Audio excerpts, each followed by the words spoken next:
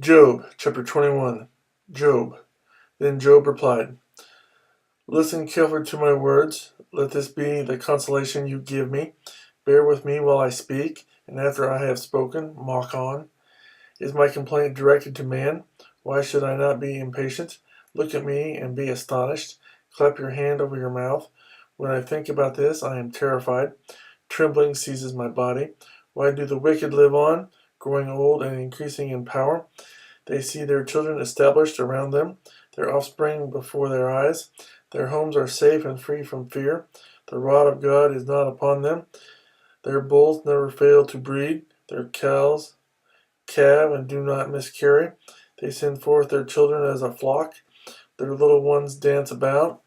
They sing to the music of tambourine and harp. They make merry to the sound of the flute. They spend their years in prosperity and go down to the grave in peace. Yet they say to God, Leave us alone. We have no desire to know your ways. Who is the Almighty that we should serve him? What would we gain by praying to him? But their prosperity is not in their own hands. So I stand aloof from the counsel of the wicked. Yet how often is the lamp of the wicked snuffed out? How often does calamity come upon them? The fate God allots in his anger.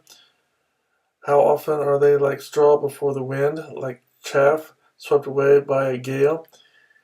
It is said, God stores up a man's punishment for his sons.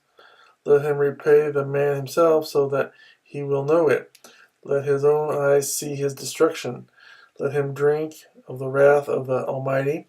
For what does he care about the family he leaves behind when his allotted months come to an end? Can anyone teach knowledge to God, since he judges even the highest? One man dies in full vigor, completely secure and at ease, his body well nourished, his bones rich with marrow. Another man dies in bitterness of soul, never having enjoyed anything good. Side by side they lie in the dust, and worms cover them both. I know full well what you are thinking, the schemes by which you would wrong me. You say, Where now is the great man's house? The tents where wicked men live. Have you never questioned those who travel? Have you paid no regard to their accounts?